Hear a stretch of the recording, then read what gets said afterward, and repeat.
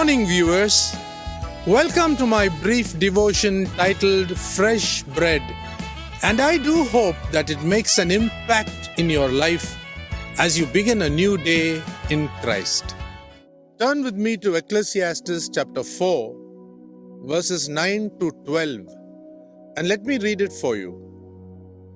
Two are better than one, because they have a good reward for their toil. For if they fall, one will lift up his fellow, but woe to him who is alone when he falls, and has not another to lift him up. Again, if two lie together, they are warm. But how can one be warm alone? And though a man might prevail against one who is alone, two will withstand him. A threefold cord is not quickly broken. This is an interesting verse that demonstrates the strength of unity when people are unified for the cause of Christ. This above verse can be better understood in the context of Israel's geography. Palestine in ancient times was not paved or even leveled, and there were many hidden rocks in the fields.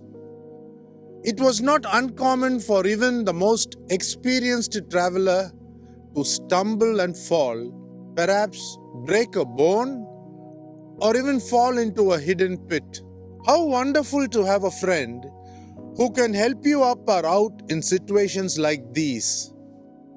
If this applies to our physical fall, how much more does it apply to those times when we stumble in our spiritual walk and need restoration? How grateful we should be for Christian fellowship, for brothers who help us walk straight and give opportunity to show love for each other by companionship created by Christ.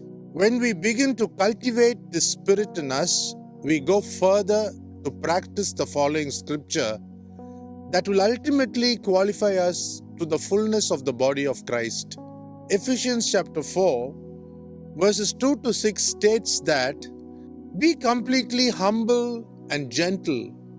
Be patient, bearing with one another in love. Make every effort to keep the unity of the Spirit through the bond of peace. There is one body and one Spirit." This is a statement declared by the Spirit of God through Apostle Paul that shows great insight about unity in the body of Christ. Apostle Paul said the body of Christ should strive for unity in the faith. That is, faith denoting real understanding and cooperation among brethren, and unity in the knowledge of the Son of God. That is, unity in the knowledge about spreading the message of salvation to every creature under the sun, thus fulfilling our Great Commission. This fulfillment will certainly hasten the coming of our beloved Lord Jesus Christ for His bride, the church. So let us make sure that we don't slip, stumble, or fall, but make sure that we walk in unity. Think about it. God bless you.